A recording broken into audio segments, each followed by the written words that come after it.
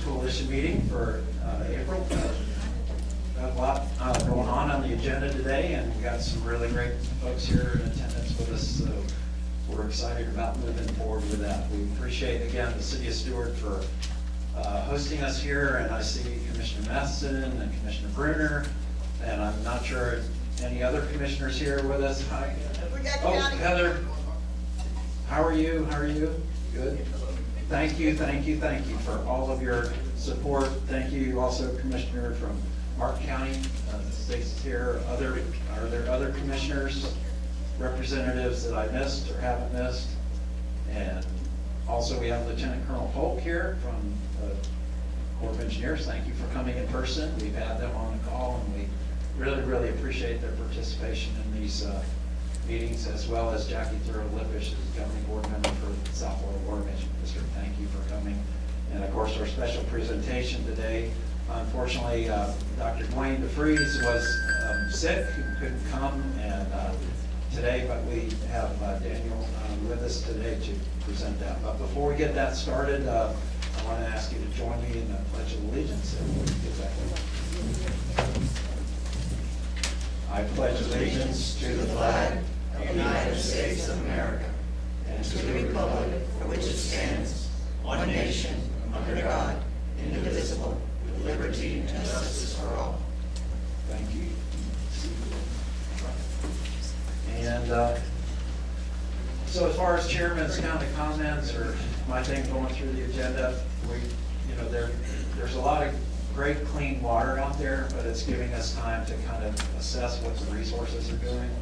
And we're doing a lot of oyster deployments and oyster restoration work, along the seagrass restoration work. There's been big initiatives by the state to help fund some of the restoration efforts, of course, in the Indian River Lagoon.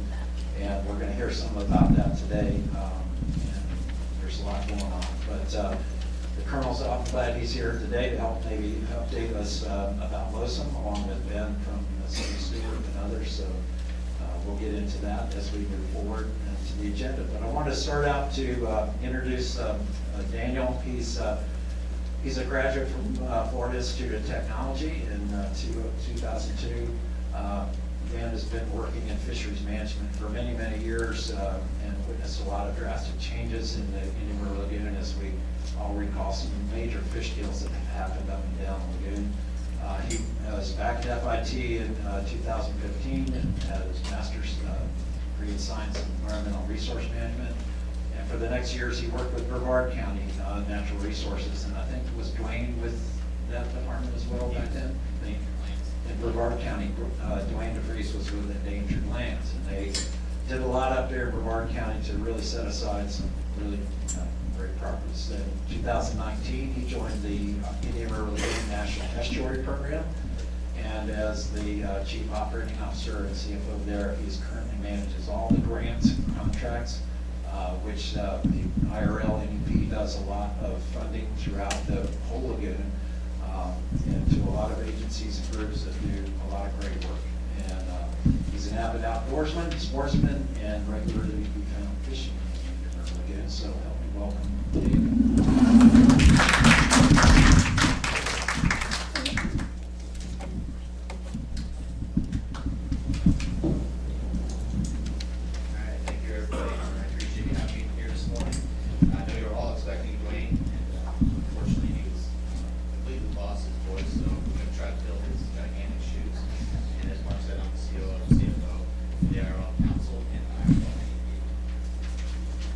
Today I'm going to kind of walk through this outline.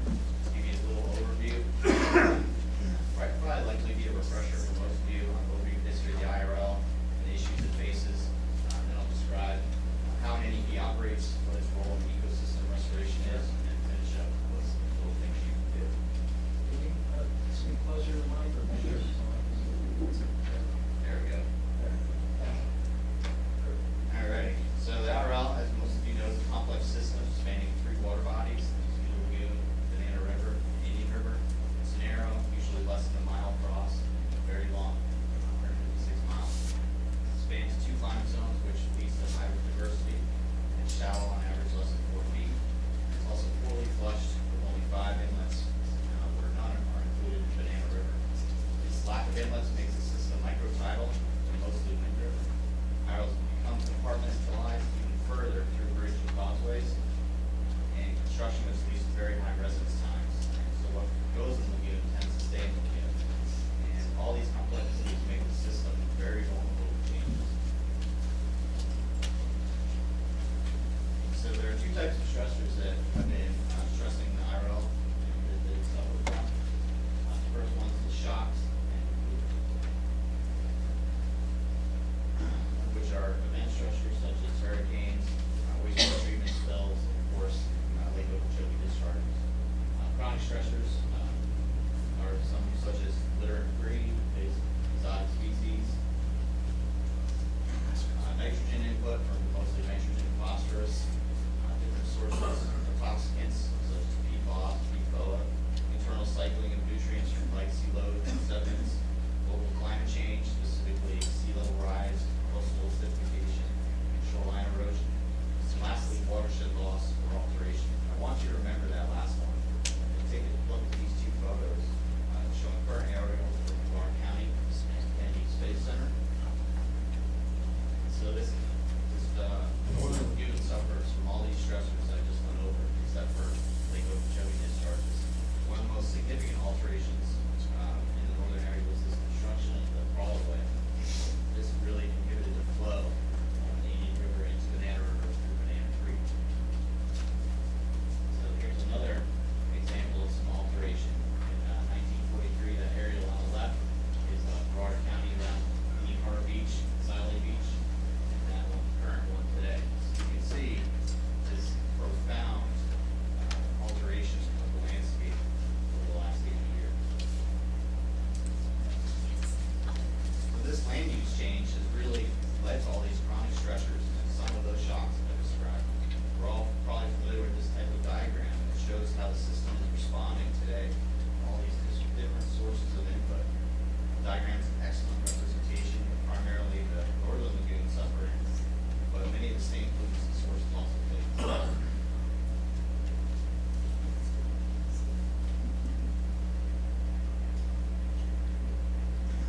In the south, we're impacted by all those chronic stressors I mentioned, but unlike the northern portion, they go to freshwater discharges. Sometimes up to 9 million gallons a day can shift the system to freshwater and make it vulnerable to toxic cyanobacteria. And all these stressors for decades have shifted the system. For the past decade, all these shocks and chronic stressors have fueled harmful outputs. And since 2011, there have been almost annually reoccurring blooms. The system has shifted from a submerged aquatic vegetation regime, or seagrass, to a phytoplankton dominated system. You can see the list of all these significant events here since 2011. Luckily, 2021 was a good year. There was no significant large blooms, and water clarity has been some of the best it's been in years. So it's all this work starting to make a difference. Database modeling from St. John's River Water Management District in relation to the progress of the VMAP TMDLs in respect to Florida LA may be suggesting that we are cautiously optimistic. So even if water clarity continues, like we've seen over the last year, one of the greatest challenges will be habitat restoration. Knowing how seagrass growth rates occur this past year during these clear years will help us understand the time and scale needed to restore the submerged aquatic vegetation in the system. This graph just shows what many of us know, that once the bloom started in 2011, we lost close to 90% of the seagrass that was in the system. It's both a factor of aerial extent in acres and the density of those acres. So we're not only losing acres, but we're losing the density in those acres. One thing to note, especially in the north, is the transition to macroalgae, which is helping to stabilize our sediments and maybe helping to distillate water. Prolifera, to its name, is now prolific in many areas where seagrass once was.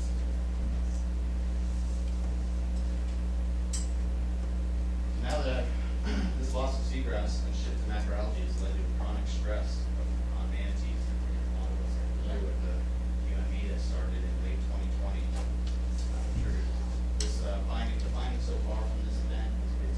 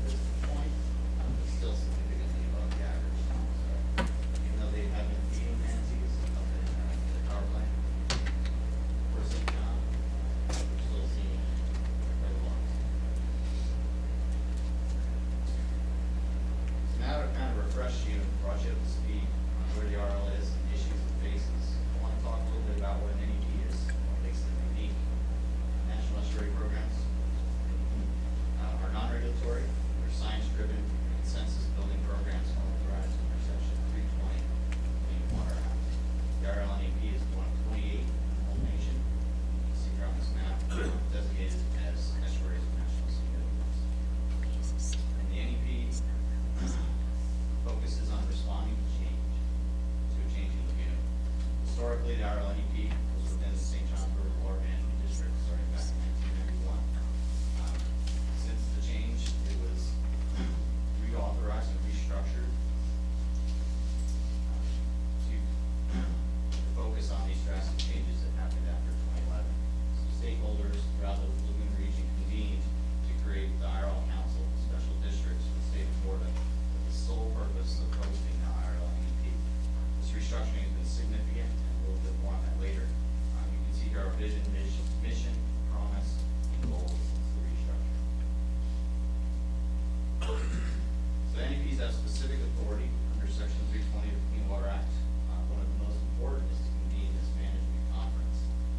And the management conference is for the purpose of assessing water quality and trends, evaluating data on many topics such as nutrients, understand the relationships between in-place and point and non-point loads, develop CCMP, and more on that later, and then help guide implementation of that said CCMP and align other programs with it. So this is kind of what the IRLEP management structure looks like. It's called network governance. It's a term from EPA, and it focuses on over 100 volunteers, which are made up of citizens, scientists, private sector professionals, resource managers from multiple organizations and agencies throughout the IRL watershed. These volunteers convene among two advisory committees and a management board to inform and make recommendations to the IRL Council Board of Directors. So this is just another example of what that model of network governance looks like. It's showing you how a 6-step process can lead to community change.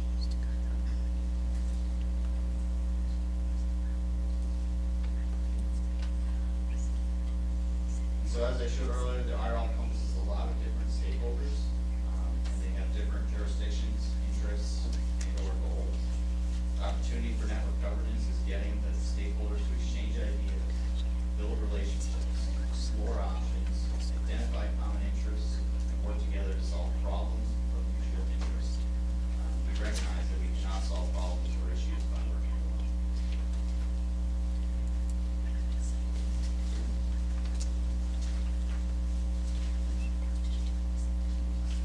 So once we all determined to work together, we have now convened the management conference. How do we solve these problems? The management conference over a 3-year period helped craft, what I said earlier, CCMP, or Comprehensive Conservation and Management Plan. And over 80 individuals with more than 750 comments helped put this plan together. The heart of this plan was identifying what issues or vital signs, and there's 32 in this vital signs wheel, that all lead to a healthy lagoon. The water quality signs, habitats, and living resources make up the majority of the wheel, and one lagoon portion. Healthy communities are part of the one community portion, and communicate, collaborate, coordinate are part of the one voice portion. Each vital sign has action plans that need to be taken in order to improve towards a healthy lagoon. Each vital sign is assigned a health level. You can see the 4 of them there, level 1 critical, all the way down to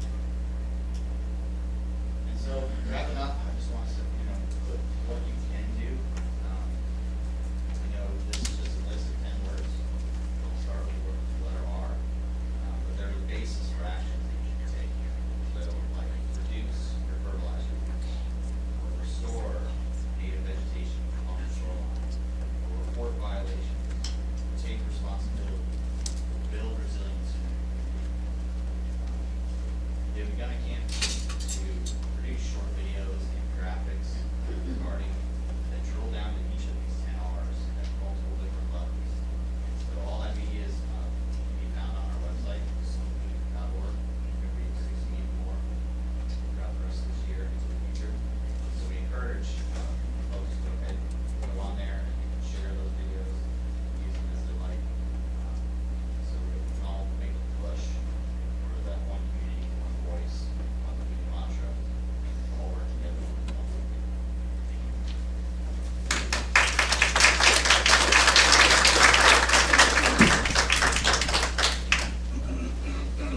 Questions? Thank you, yeah. We can take a few questions for Dan. Yeah, Pete. Thanks, Dan. These samples of the atmospheric deposition monitoring, what precipitated those and what are you testing for? Right now, it's wet to dry deposition for nitrogen.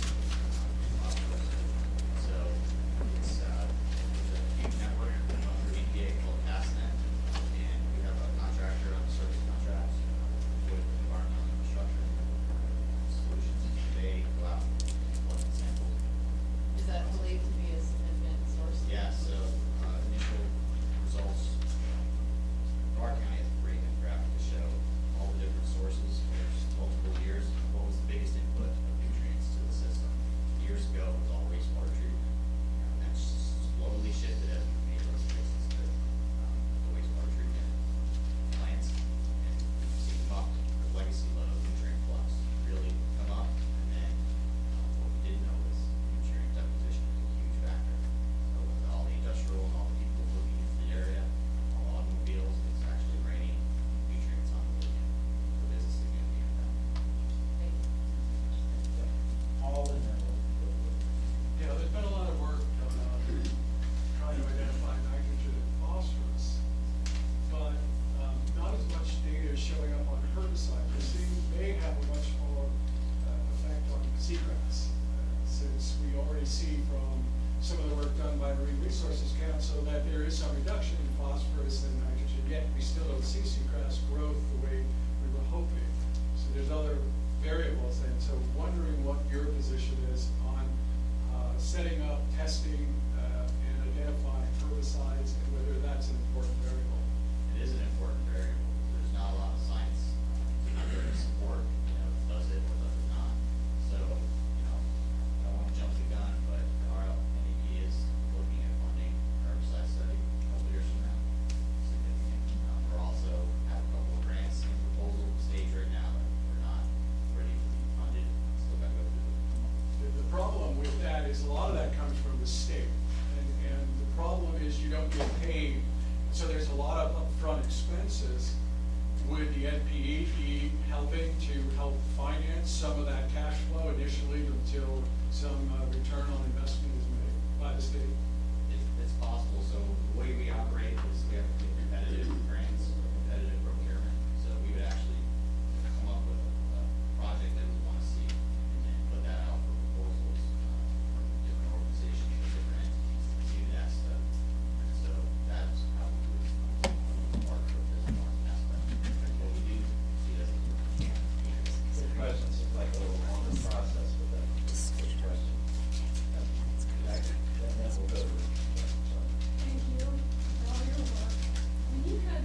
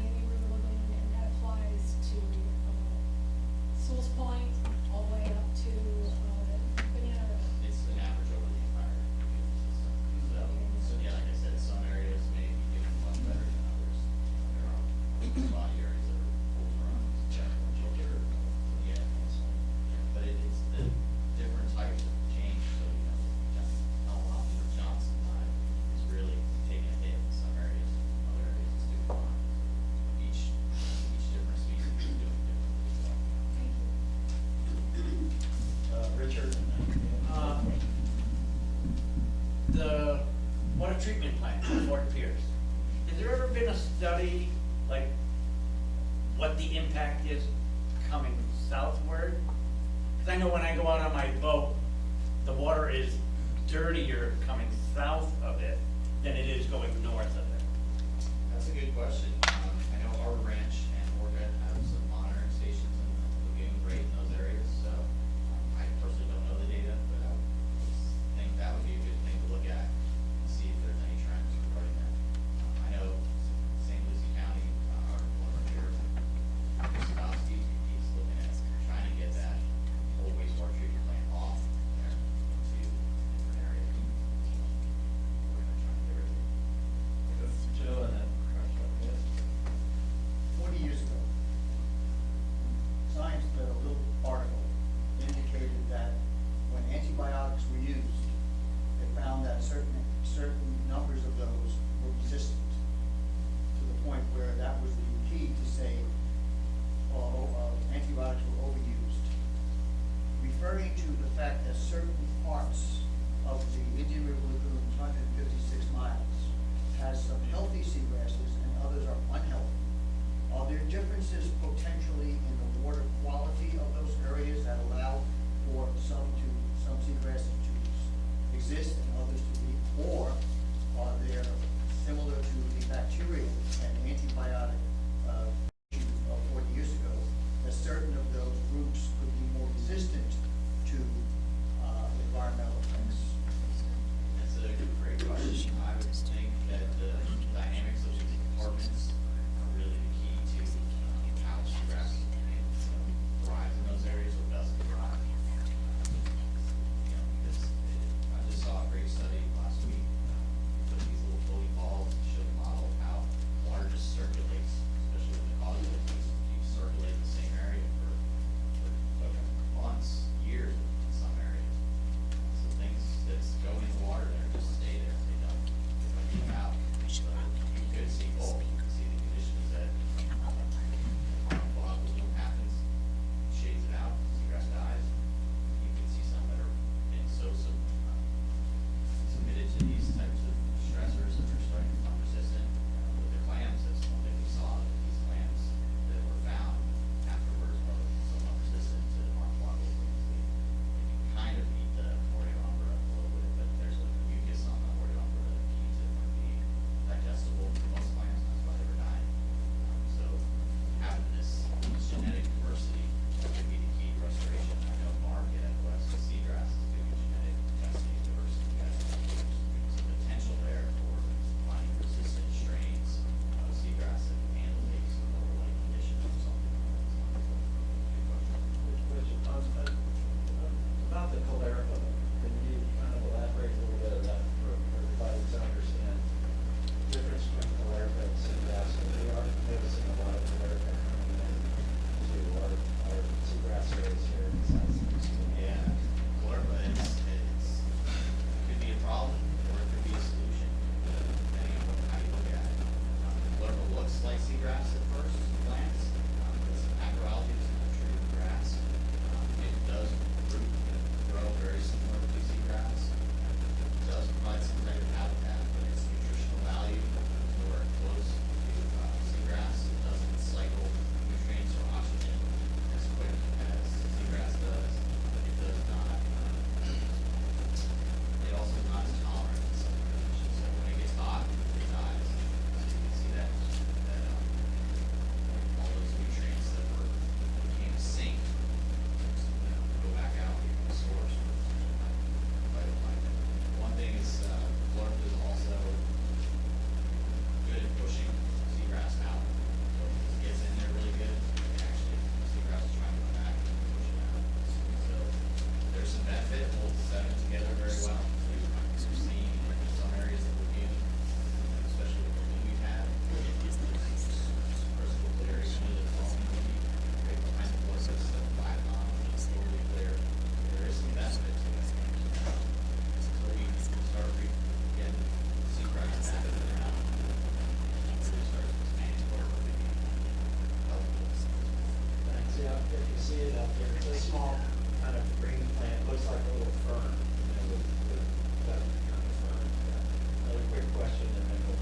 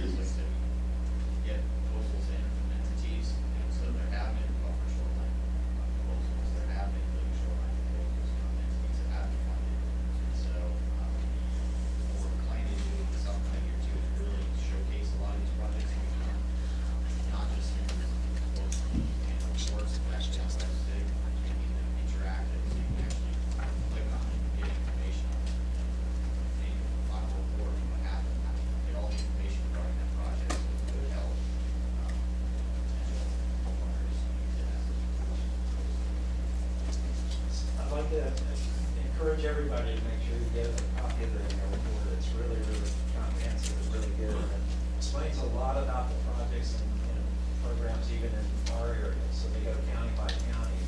And the council's made up of basically a board of directors that are of each of these counties. So you got Martin, St. Lucie, Indian River, Lawrence, and Williams County. In fact, the chair on that is Stacy Hetherington, who's one of the county commissioners in that, is here with us today. And also, also represented on the board is the Department of Environmental Protection, and then the two governing board representatives are from the St. John River Water Management District and the South Florida Water Management District. So going up the lagoon, the South Florida Water Management District has Martin and St. Lucie County, and then north of St. Lucie County is St. John's River. And that's Doug Working, and then South Florida Water Management is Jackie River Lippers. So we're glad to have our representatives here today on that board. And known the council for many years. Those of us who were in the American Assembly first established in 1990, the first Indian River, national estuary of national significance as a nation. And from there, it's across the Iron Atlantic Creek. It was like really, really good. Group of scientists got together, and it's much like, and I encourage you, if you haven't been to the symposium, the 2 days of last week, the Thursday, Friday, were an excellent Indian River Day symposium, annually put on by Harbor Branch and Traffic.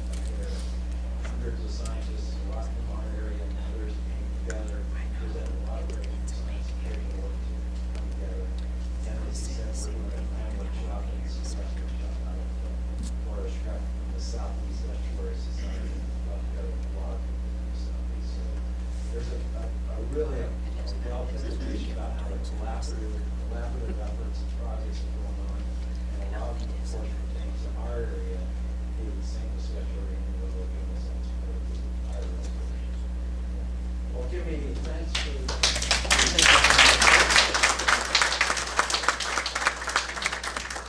I also recognize you and Mark's here from the Good morning. Okay. Okay. So on the Zoom call, we have people attending by Zoom, so they can only hear on the microphone. So, Pete, would you mind that? And we'll just kind of go through our rest of our agendas. Diane, are you ready to give your report from Martin County, and then we'll go to City of Stewart and South Florida?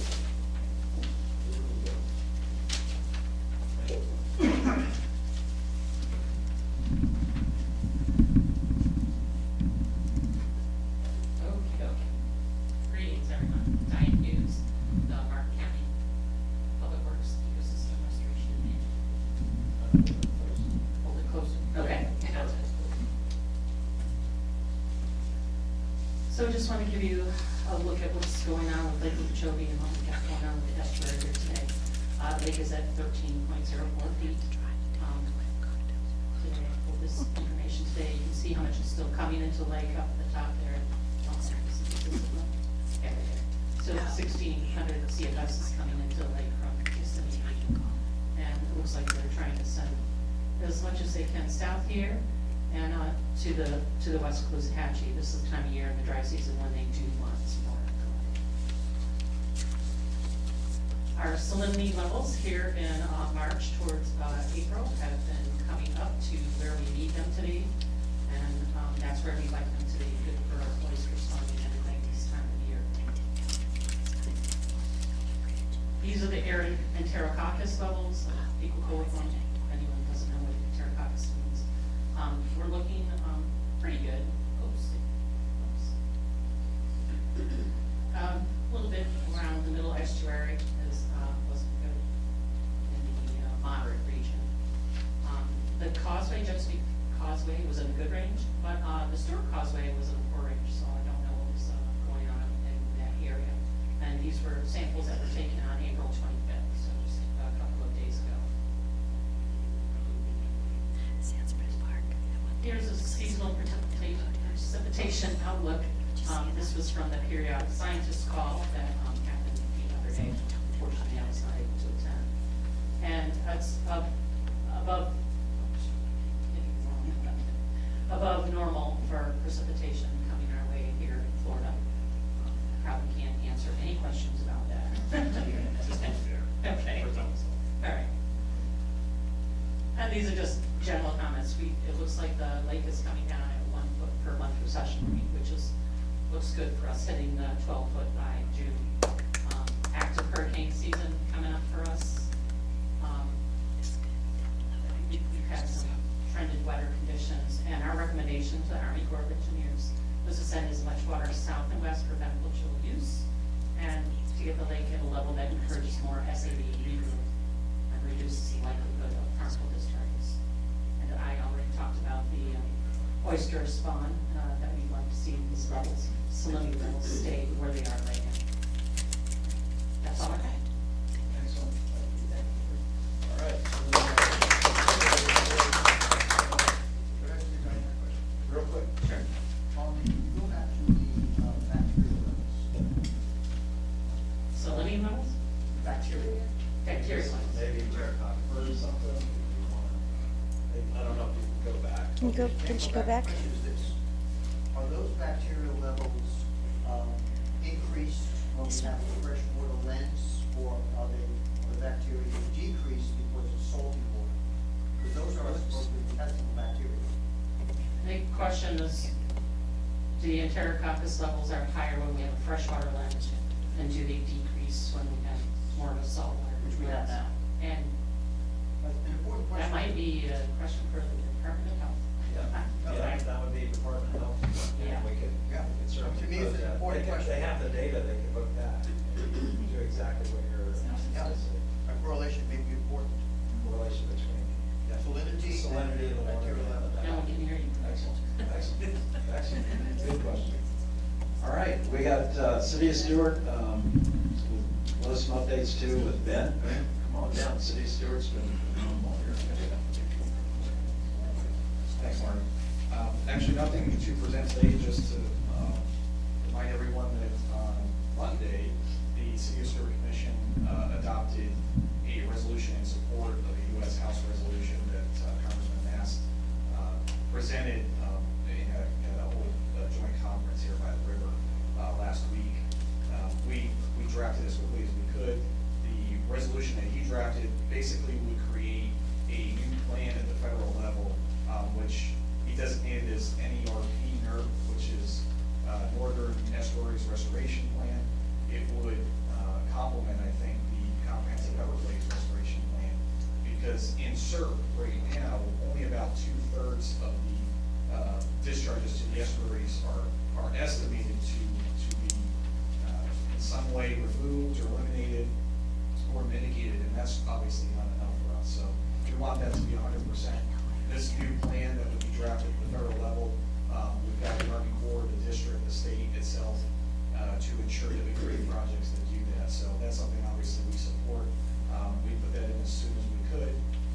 We encourage and support, and we certainly encourage the Army Corps to engage with us anytime in conversation about that, and how we can get the projects even on the books for sure, to limit as many discharges to us as possible. With the weather outlook, I will just add that our position is very similar, identical to Martin County. Right now, we do recognize that it's a La Nina, an unexpected extended La Nina event. So as a result, there's going to be drier conditions potentially, in warmer conditions.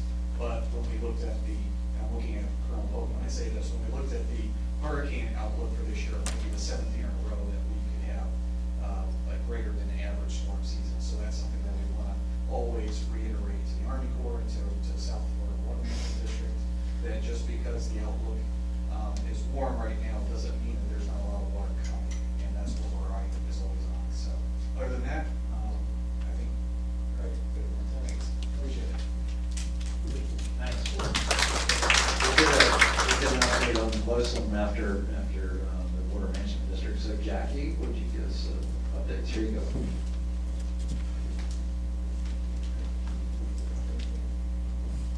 Hi, everybody. Jackie Thurlow-Lipish for the South Florida Water Management District. Off the bat, Governor DeSantis has not seen any bills yet that could be affecting us, and in the South Florida Water Management District, so we're just waiting, and that's the way it goes. Here on the home front, my husband and I have made sure that he has, I'm not in this little plane, that he's flying and taking pictures of the St. Lucie River, Indian River Lagoon, and he's been really good in April. We have like 3 different shots, and it's really something to see how pretty it looks close to the St. Lucie Inlet. Of course, that's not the whole case, you know, deep into the forks of the St. Lucie River or up north in the Indian River Lagoon, but boy, when you see the potential of how it can look down here, it is stunning. You can also see that there is no seagrass, and that those are just desert-like sandbars that are out there, and so obviously that is of great concern. Let's see. April 11th, I believe there was a warning from the health department for blue-green algae in C-44 Canal and also at Port Mayaca. I'm sorry, I was gonna say Drew is not my husband. Ed, in the airplane, did not see any of that algae, you know, and I asked him to really look. So I'm sure it's in the water, but it hasn't built up so much that it's like lining against the edges. You might remember that last April, we were in full bloom by this time in the lake. You know, so it's very interesting to see what's going to happen or not happen this year. We had our governing board meeting on April 14th, and it was a pretty, you know, non-controversial meeting. The main thing that we went over was water conservation. Put forth that as our main objective, and put forth a resolution. And it's ironic that we put forth water conservation in a state that has totally drained itself dry with the Central and South Florida plan of all of our canals. Nonetheless, this is the world we have created, and so we must conserve water. One of the things that has happened over the past few years that I'm very proud of with the South Florida Water Management District, and particularly my peers on the governing board, they have pushed all the counties in the 16 county area that are part of the South Florida Water Management District to accept a water conservation, watering 2 days a week. As you probably know, 60% of water that is used for consumptive use for just people living in residential neighborhoods is from people's sprinklers. What a waste. That's just disgusting. It really is. And so Martin County was slow, but Martin County did agree, and there's only a few counties that haven't agreed. The issue is that it's almost non-enforceable.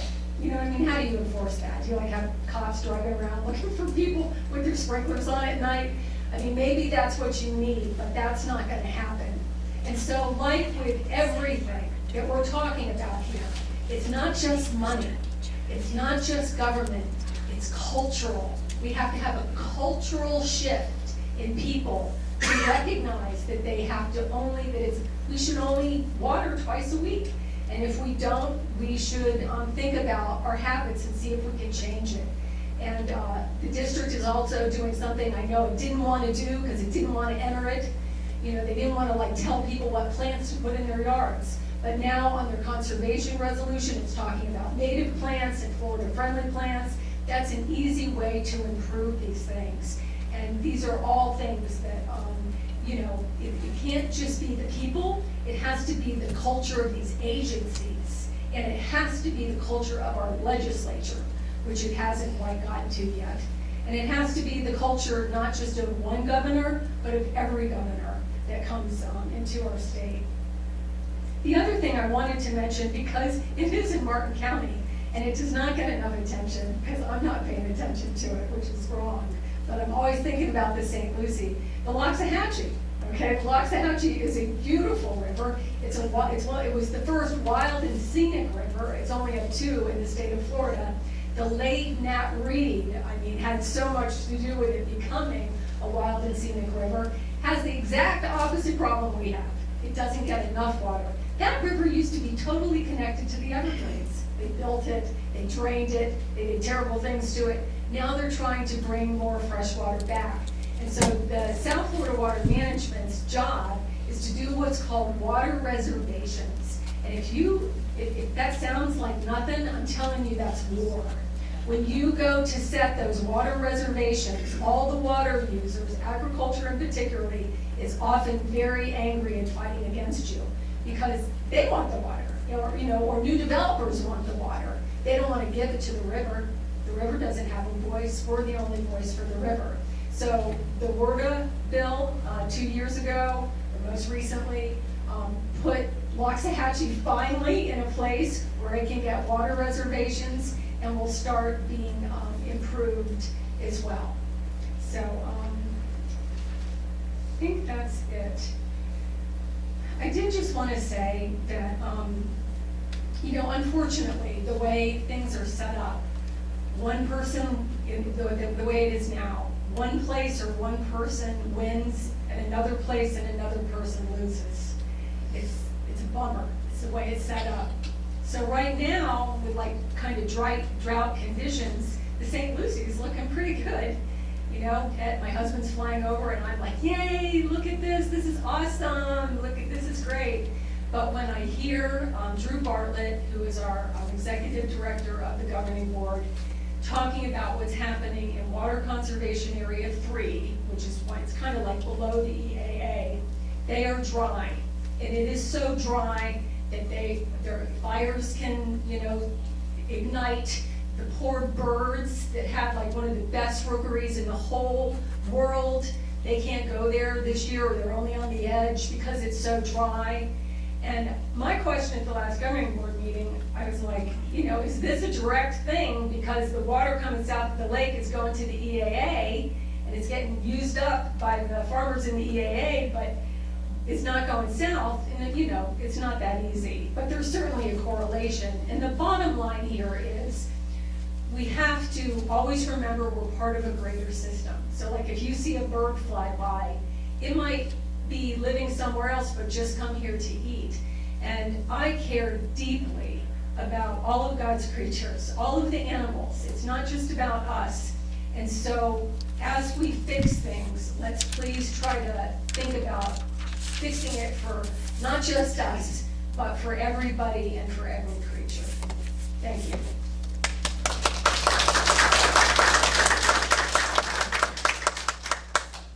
Thank you, Jackie. We sure appreciate her being here and giving us updates. That governing board meeting on April 14th was a really good focus on, as Jackie said, on water conservation. And we pointed out there too that, we only get about 53.2 inches of rainfall on an average each year in the district.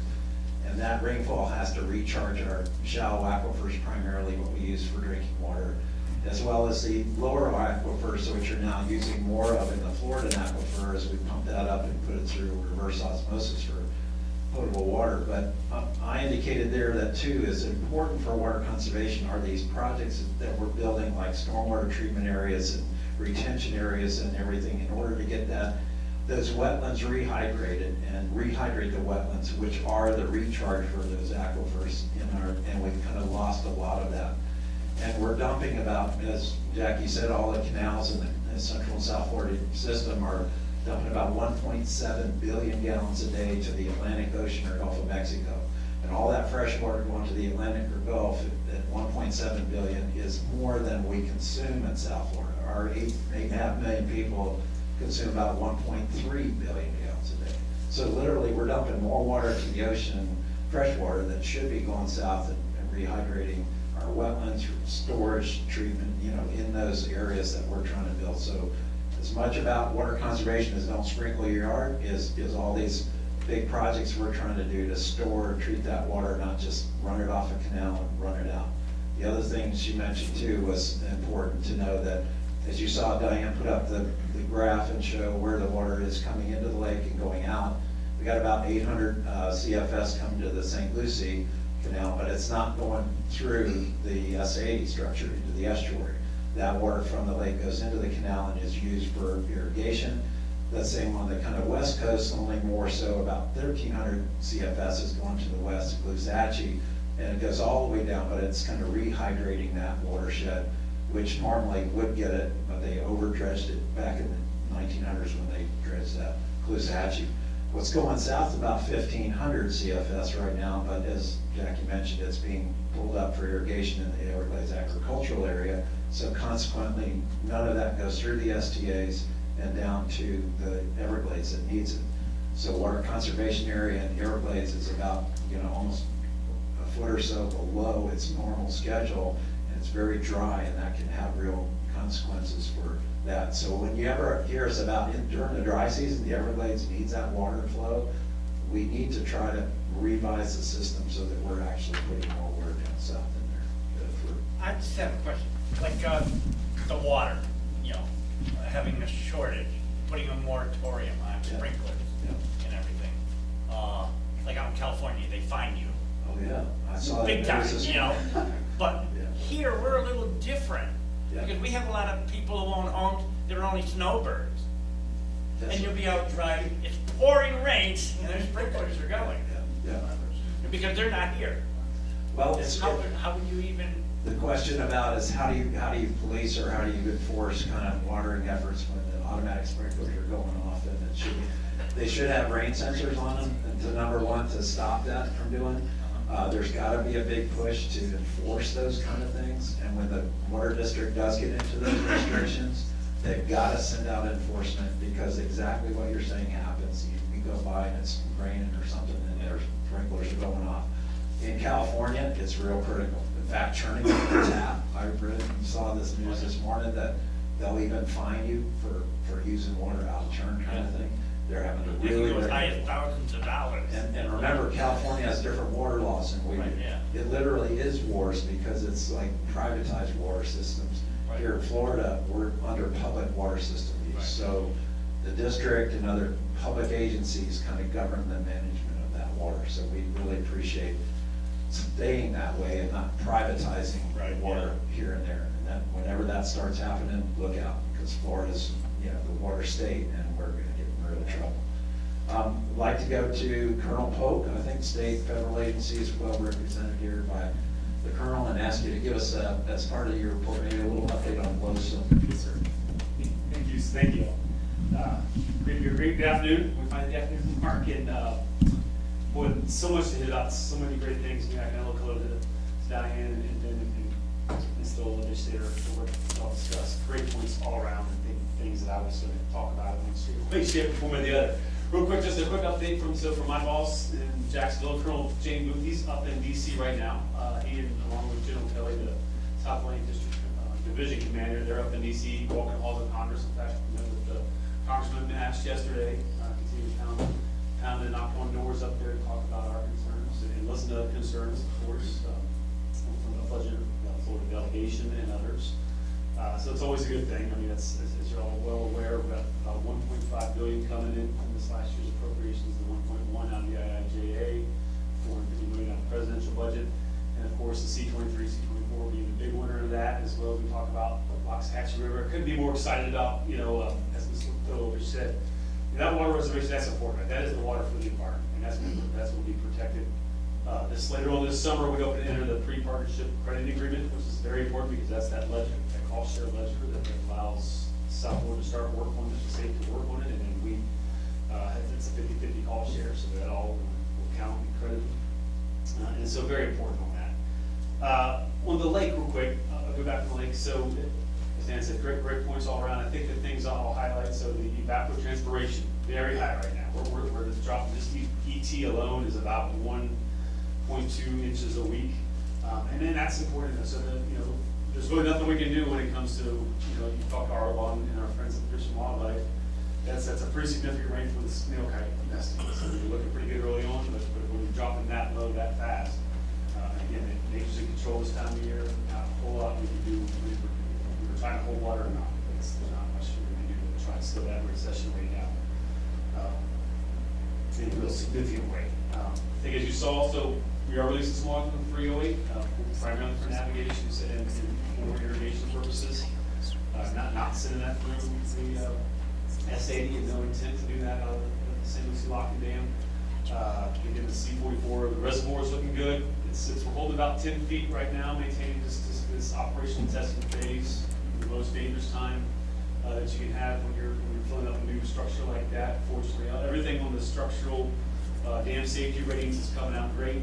We are keeping some close eyes and monitoring on the hydrology of the wells in some nearby areas. As you can imagine, with that much water now, it makes it above ground swimming pool, and it does have some shifts and changes in what it's doing to the groundwater. And so we're going to probably hold it there for a little bit longer, but things are looking well, and we tend to always try to lower that pool, if you will, so we can fill it up a little bit as we get the wet season. So, but right now, holding it right up there, that's 10-foot level. What else? Algae, yes. So what we're seeing the algae from the periodic scientific call, she showed there. So the north and the northwest portion of the lake are seeing the algal blooms right now. Tracking there was an algal bloom. There was a detection of cyanobacteria FES 79 at the Franklin structure on the C43 side recently. I think it's a few days ago. But we're doing all we can. We know it's coming. We do this that time of year. We do everything we can. I would say one of the great things that we're doing with partnering that we're just kicking off. So South Florida Water Management District under Lawrence Wynn's team, they have a new app out now, and it's really for anyone to how they can. It's kind of detection potential, algal bloom potential app. It's the same thing. So all of our lock operators and South Florida team will use this as we do our daily pictures of the locks and everywhere we see hey, how's it looking. What sprays out there, right? It's the South Florida's team. So we're all going to use the same sheet of music. And it's exciting that just, hey, we're doing these common sense things. To move us all forward and speak the same language as we look at the potential valve technology as that we continue to develop some. Let's see. Couple thing.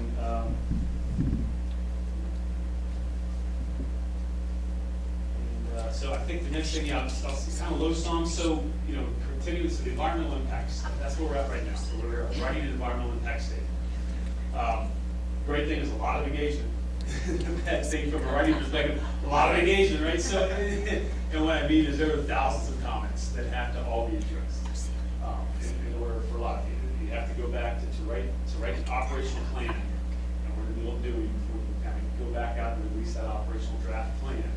We've really got to incorporate these comments and look at it for a multitude of reasons, making sure we're addressing it, legal sufficiency down the road. It takes a lot of time. So that plan is coming along. I would tell you we will have the draft water control plans out in a month or so.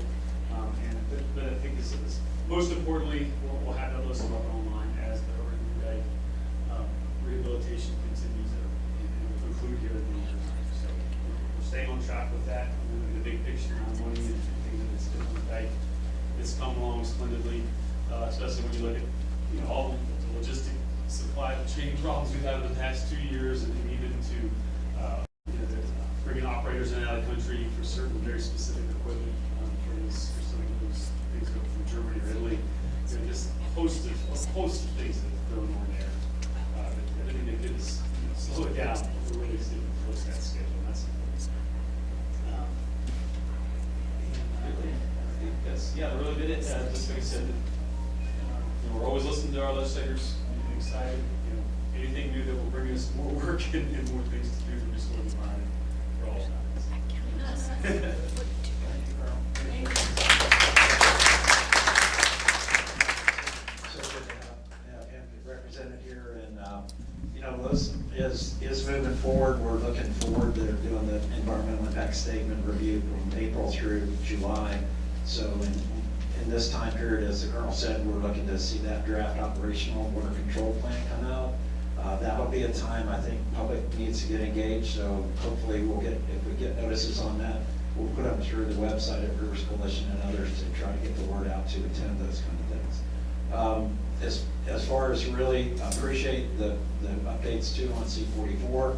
Many of us out there at C44 probably started to see it get filled up. But once that reservoir is filled up, I know that they start to bleed it out through the STAs and then back to the system. Will any of that be used for irrigation needs or things in the basin at this time, or do you know? The purpose of that is for the basin, primarily, Right. so It can be used.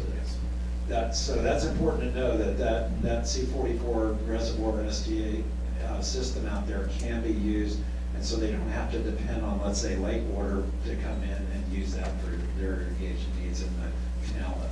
Because there are about 25 pump stations along that canal that draw water out of that for basically consumptive use on mostly agricultural lands in that 116,000 acre C-44 basin canal. So great, thank you very much again, appreciate it. I don't know if anybody from FDEP or FWC is here, but we certainly encourage them to come give us some updates. Lake Okeechobee update, Paul Gray usually comes, I didn't see him here today. He's on Zoom. Oh, Paul, you're on Zoom, great. Can you hear us? Yeah. Paul Gray, can we hear you? Paul Gray, are you there? Unmute Paul Gray. He just unmuted himself. There's There he Paul. is, yay! We can see you. Full screen. We gotta unmute you though. We can't hear you. Can you unmute? Yes. Oh, shoot. Yes, hang on, it's gotta be. For some reason, we can't hear you.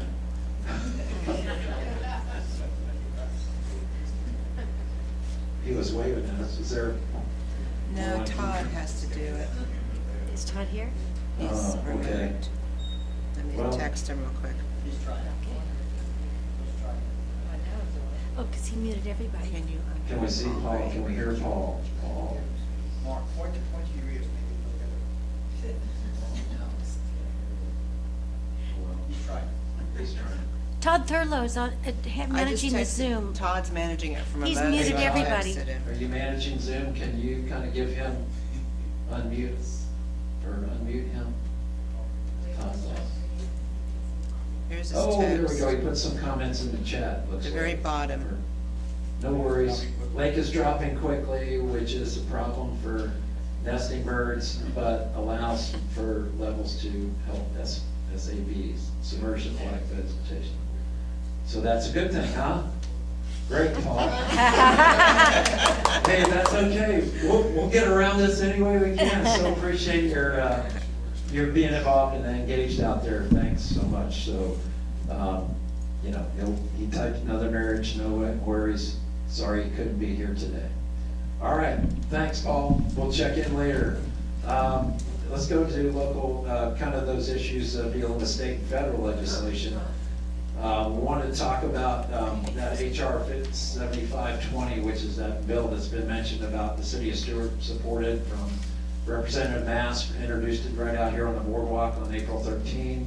What encourages me about this legislation is that it requires the Corps to really focus in on the northern estuaries, restoration plan, including Lake Okeechobee watershed. So it really highlights not only the, during that planning portion of it, to look at, have the Secretary of the Army really look into how we can reduce or eliminate the discharges, but also the toxic algae blooms, rehydration of the watersheds, and also the water quality issues, which to me is one of the first times that the Corps is really starting to address the water quality issues in this kind of planning process, rather than just leaving it up to the state. So they're going to coordinate with the state on addressing those and integrating with other activities, which means that it won't take away from the LOSUM activities or the Comprehensive Everglades Plan, which is all the other projects and programs that the integrated delivery schedule, which are going on.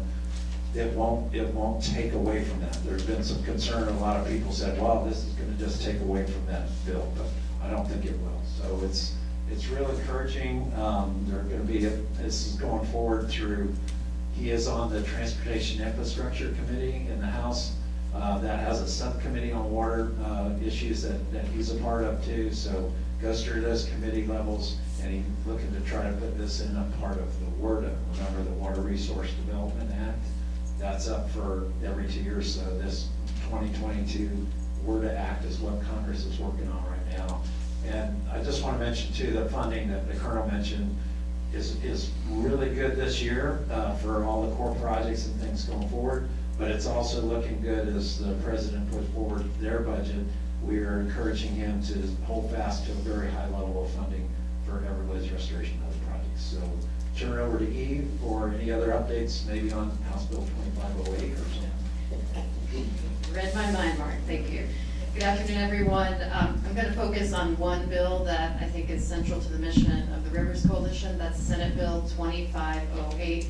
This was an extremely bad piece of environmental legislation that was filed in February on a Friday afternoon, kind of a sneak attack. It included a number of bad provisions, including enshrining into state law water shortage rules that govern when the environment can get deliveries and when agriculture can get deliveries, and protecting the status quo in essence. The bill was amended to remove some of the toughest restrictions on updating those rules. However, it remains concerning. So we, Friends of the Everglades, have sent a veto request to the governor along with Sanibel Captiva Conservation Foundation, Conservancy of Southwest Florida, Calusa Waterkeeper. I know Florida Oceanographic also has sent a veto request. Is that right, Mark? And so if you haven't filled out a letter, a message to the governor asking him to veto this bill, please do. You can go to FOS's website, you can go to everglades.org, it's right there on the homepage. Take 2 minutes and send a message. If you want to get extra credit and go above and beyond, please call the governor's office and tell them you're really concerned about this bill. Some people are out there saying, oh, there's a few good things in this bill. That's wrong. There's nothing good for the environment in this bill. I won't go into the details now. If you want to know more, come talk to me after, or talk to Mark, or go to our website. But there are a number of concerning provisions. This isn't a water bill, it's an anti-water bill. So please help us out on this front. It's really important, especially as we're talking about a new, more flexible and balanced Losum Lake Plan. We need to have the best rules on the books to allow flexibility to manage the lake during those water shortage periods or approaching drought. And then that's kind of the bad news, and of course we're hopeful the governor will veto it. One more thing I'll say about 2508 is the governor has until June 30th to either sign it, veto it, or let it become law without his signature. It has not been officially transmitted to his desk yet, so we have potentially 2 months. It could happen faster, but time is of the essence. Finally, I just want to hit a positive note here in our Martin County community. It's not directly related to the Rivers Coalition, but it certainly impacts water. A week ago at the Martin County Commission meeting, a majority of commissioners voted against the Rural Lifestyles Amendment that could have opened up tens of thousands, potentially more than 100,000 acres to development. So if you see Commissioners Hurd, Campy, and Hetherington, please thank them for voting the right way on that. This isn't the end of it. The proposal for a smaller footprint of development is likely to come back for about 1,500 acres, but we as a community killed the worst of it, and I think we should be proud of that. That's it for me. Thank you. Great, thank you. Really appreciate those updates. And there were some not so good bills too that went through, like Senate Bill 1000 had to do with rate tailoring for fertilizer applications and stuff, but that 2508 is still in pending, so I echo that same thing. Make sure you get to the governor and ask him to veto that when it hits his desk, which he's doing right now. He's looking at all kinds of bills and signing them in. So stay tuned for the next legislative session too. And don't forget, this is an election year. Get with Gil Smart and vote water, particularly about candidates who are coming up to propose their platforms and what they do.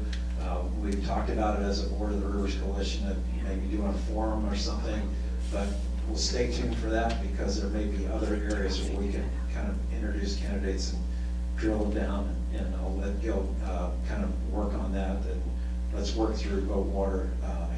They're the one, the 514 organization that can really help us kind of understand candidates, what they're going to do, what they're going to provide, and make sure we hold them to task in those initial areas leading up to the elections.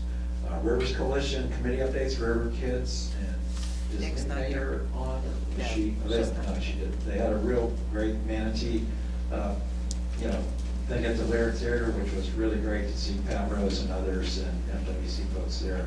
So it was a really good event, and I'm sure River Kids are doing amazing work. I mean, I see the original River Kids there just recently, and they're all grown up, and they're still advocates for the water. So they're really great things to see. Speakers Bureau, we've got Don here. I'm Todd Weissing. I'm the coordinator of the Speakers Bureau, and what our job is to take our message out to the public for anyone that has meetings. Last couple of years, COVID has restricted our ability to get out. We do Zoom, we do in-person meetings. Also a clean river, that's a wonderful thing. As Jackie said, you fly over or you're in your boat, it's a wonderful thing. But think about all the other items that we've talked about in this meeting that everyone should know about. And we need to have a population that's educated. We have an election coming up and we need advocates out there. So please see me after the meeting or go on the Rivers Coalition website and click request a speaker. Thank you. Yeah, Todd and I had talked earlier about possibly even doing it virtually. So if you're a property owners association or anything, we could, he could work with you and set it up in your clubhouse and they could kind of do it a virtual meeting if that's important to, for the COVID and everything restrictions there. Local issues as far as water quality goes, you've seen our weekly water quality reports that we also post through the Rivers Coalition there. The water quality itself is looking good, as Jackie iterated when you fly over, it's almost like the Bahamas out there on the flood tide. But unfortunately, there's a lot of missing resources. The seagrass, oysters need to be recovering.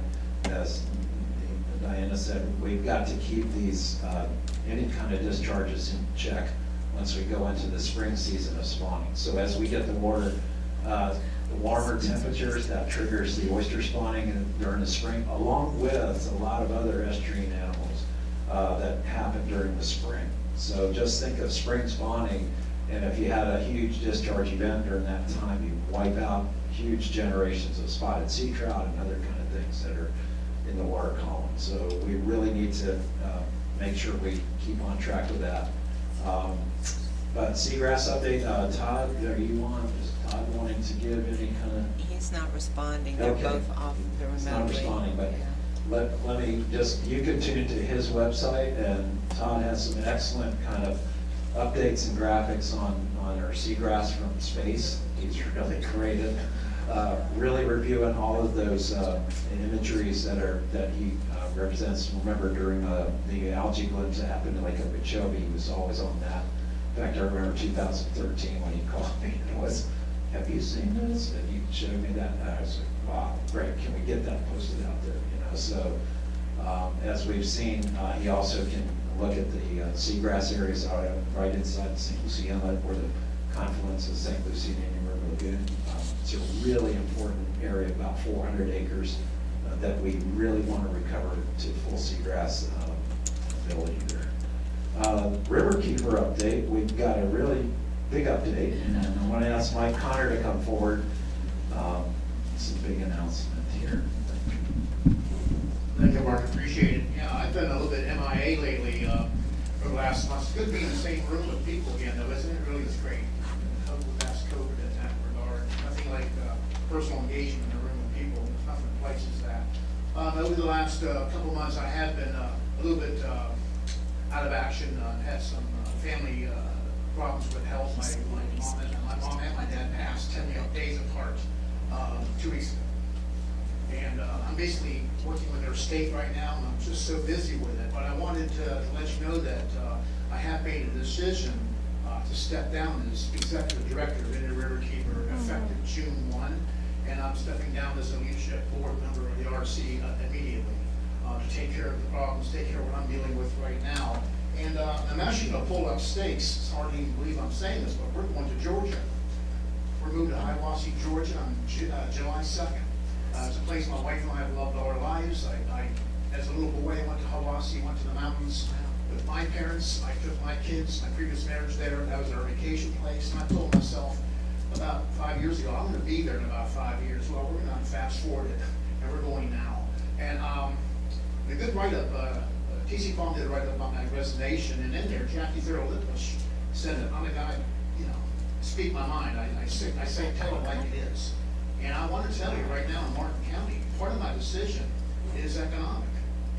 And it's become, as everybody in this room knows, it's become really expensive to live here. And for me, I looked at the numbers, I looked at it, I said, I really have to move on to a place I can afford to live. And not to be a doom and gloom guy, but that is part of it, the economic part of it. But I have relished every moment doing this job. And it was my predecessors, Kevin Stinnett, George Jones, and Marty Long set the table for me. And if I may indulge you guys, I have a great board of directors. I want to mention them by name right now.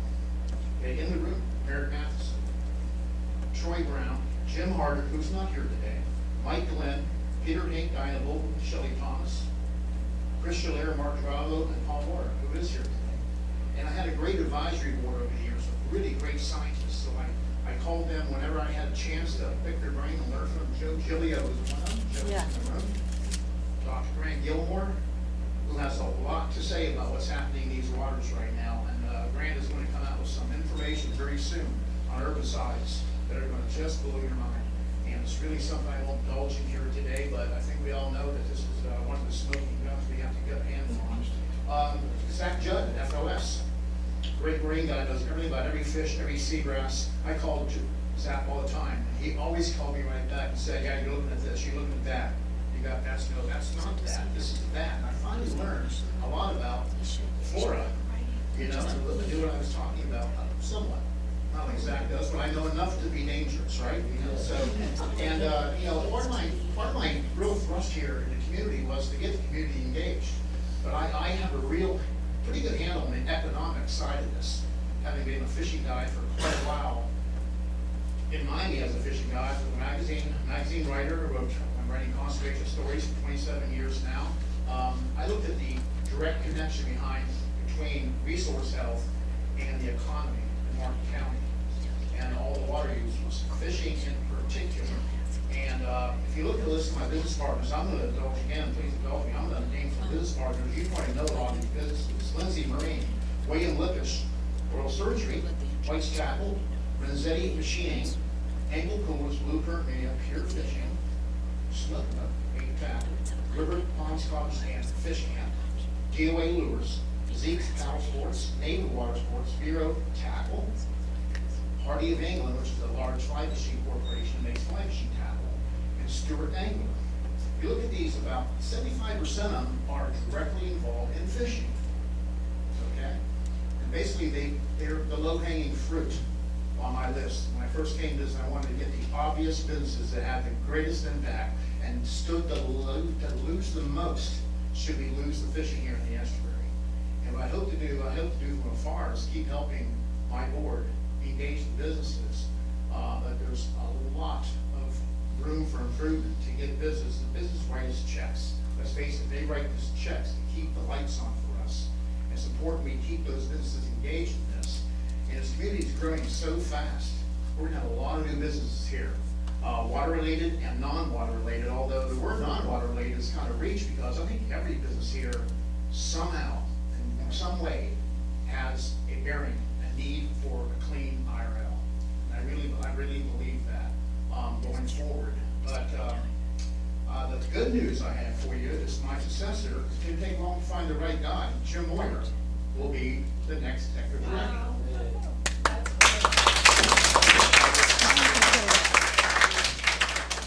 I couldn't be happier. Well, I was just, over the last 3 weeks, scratching my head. Who the heck's going to do this next? We got to find the right person.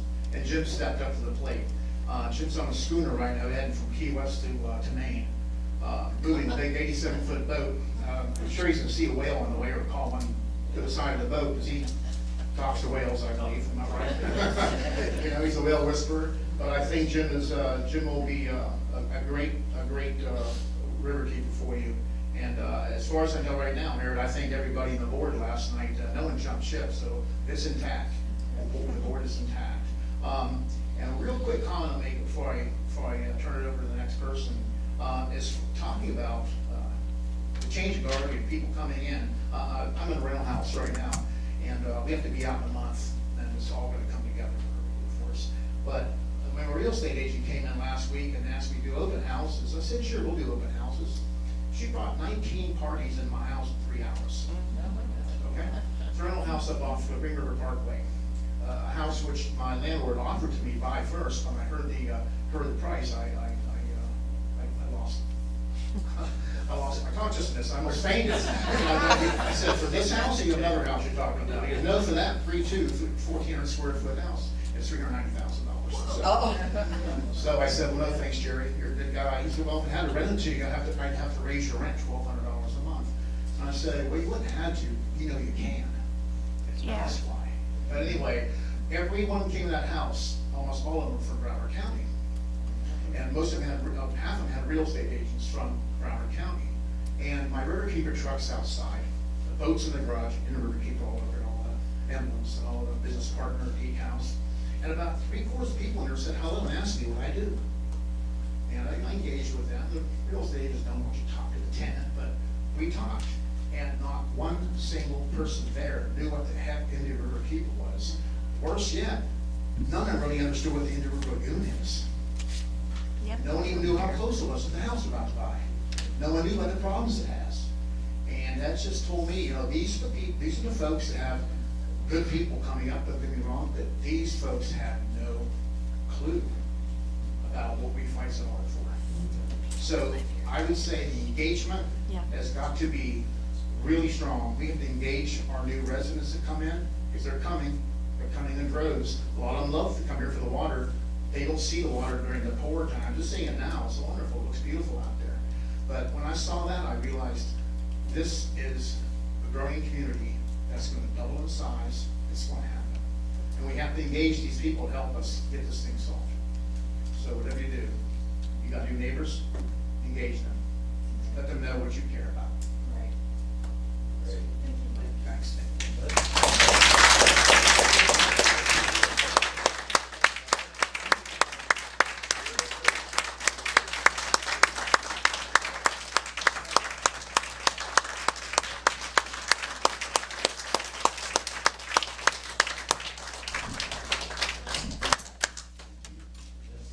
I just want to real quick, as a board member of the Estuary Group, thank Mike Connor for all the effort he's put in the past almost 2 years now. He took the board, it was in a little bit of a disarray. Some older board members sought their advice, recruited some new ones, I was one of them. You know, a lot of people from the northern end of the lagoon, and he talked about low-hanging fruit that he recruited as business partners. You know, Pure Fishing, for those of you who don't know, is the parent company of Penn Tackle in Berkeley. So low-hanging fruit is being a little humble with that. So we've really got a good foundation. You know, last night we voted on a new river keeper, and he and I have worked together in my role as mayor of the city of Estuary. You know, a lot of times the river keeper can say those things that you can't say when you're in a position where you need to be politically correct. And I really appreciate that, and I really appreciate being able to serve on that board. You know, he can say the things, you know, like why is there not enough water going to water conservation area 3? Mike's the type of guy that I could rely on to say those things, whereas me, I would never say that, maybe knowing that might be harmful to other communities, but he can say it, and I can pretend to say it up here when he's talking about it. But Mike, on behalf of our entire board, thank you for all that effort you put in, for speaking your mind, and I look forward to working with you virtually, and we'll be sorry to miss you. Thank you. I just wanted to say that in the paper, I did make the connection between business and the lagoon, because that is so important. And I believe that Mike, with his very classic way about him, always in a polo shirt, always with a belt, and put together, you know, speaking to people really makes a difference. And also, Mike, the writer, you know, and Mike the showman, like in the early times, I mean, down there at like the locks or I'm sorry, I'm laughing, it's not funny, but like S308, and I mean, there he is, man, he's like down on the ground and he's like videotaping the algae, and we're like forwarding it to the Army Corps of Engineers, and it was just, without people, without Mike in particularly, the truth would not have been really shown to these agencies in real time. And let's just once again give a round of applause and Godspeed to Michael.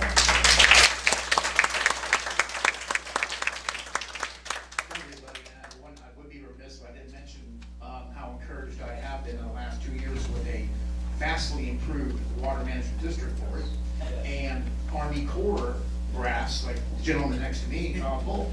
And that means a lot. We didn't have that luxury about 10 years ago. Oh, my We were fighting a war against our own government, and now we're not, and I'm very happy about that.